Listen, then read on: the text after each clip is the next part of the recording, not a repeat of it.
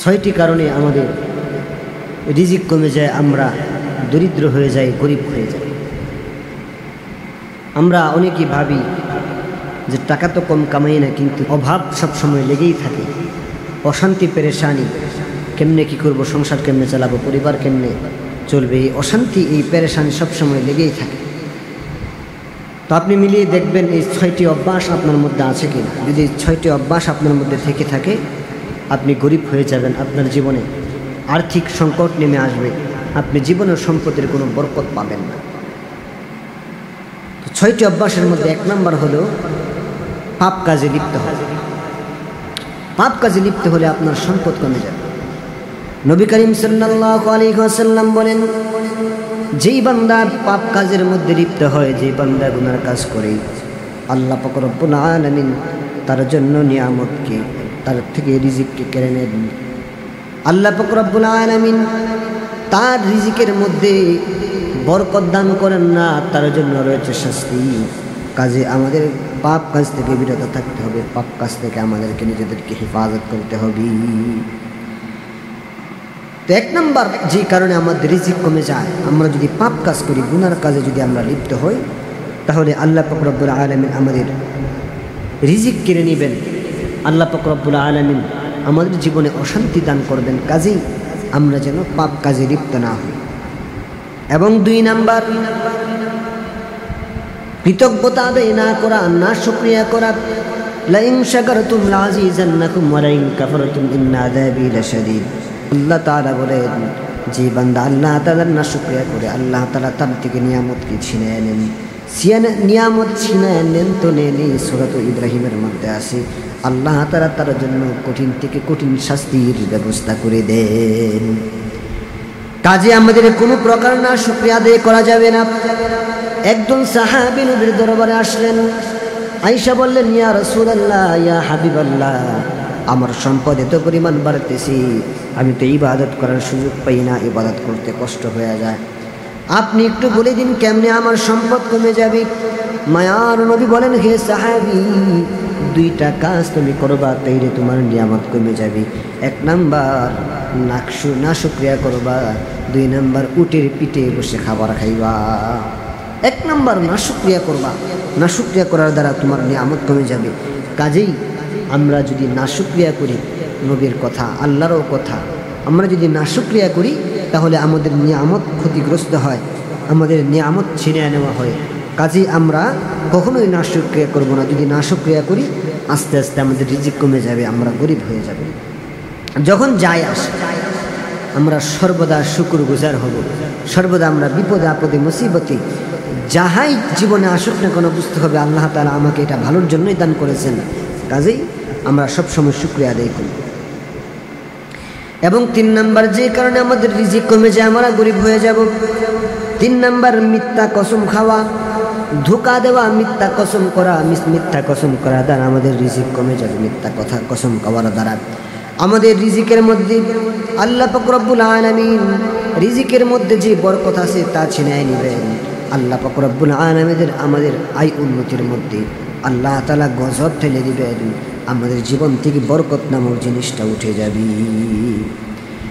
মুসলিম শরীফের মধ্যে আসছে, নবী করিম সাল্লাল্লাহু আলাইহি ওয়াসাল্লাম বলেছেন, তোমরা যারা ব্যবসায়িক ক্ষেত্রে মিথ্যা কসম করো, মিথ্যা কসম করে মানুষকে ধোঁকা দাও, তাদের বিক্রি বেশি হতে পারে, কিন্তু আল্লাহ পাক রব্বুল আলামিন তাদের বিক্রি বেশি হওয়া সত্ত্বেও আল্লাহ তাআলা তার মালের মধ্যে, তার ব্যবসার মধ্যে যে বরকত আছে, আল্লাহ তাআলা ওই বরকতকে ছিনিয়ে নেন, বরকতকে উঠিয়ে নেন। মিথ্যা কসম খেয়ে আপনি একটু বিক্রি বেশি হতে পারে, এইভাবে মানুষকে ধোঁকা দেওয়ার কারণে আল্লাহ তাআলা এই মিথ্যা কসম খাওয়ার কারণে, মানুষকে ধোঁকা দেওয়ার কারণে আপনার বিক্রি সেল বেশি হলেও আল্লাহ তাআলা আপনার এই সেল থেকে, আল্লাহ তাআলা এই উপার্জন থেকে আল্লাহ তাআলা বরকতকে উঠিয়ে নেন। আর যে ইনকামের মধ্যে বরকত নাই, ওই ইনকামের কোনো মূল্য নাই।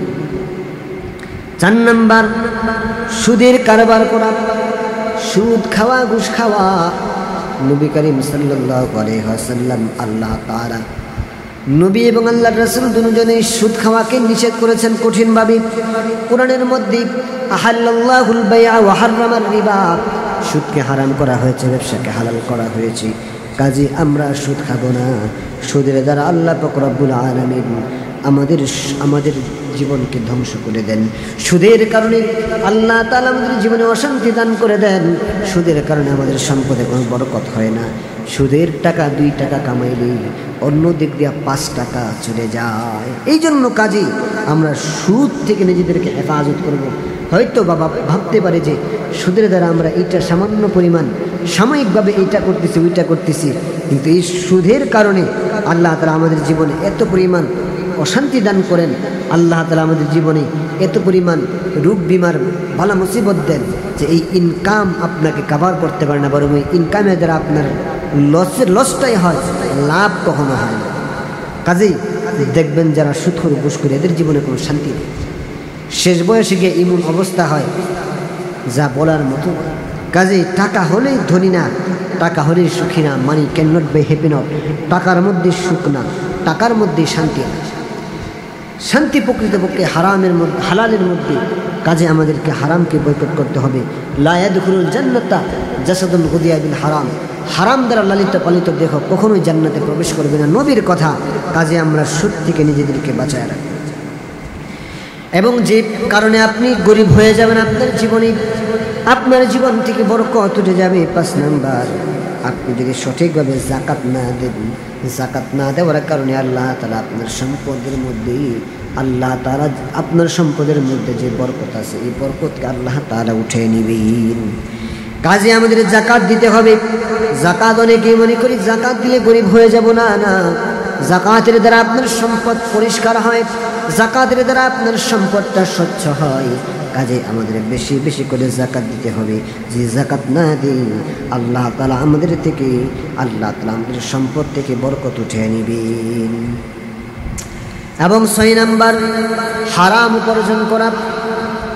হারাম উপার্জনের দ্বারা আপনার সম্পদের মধ্যে আপনার সম্পদের উপর গজব নেমে আসে।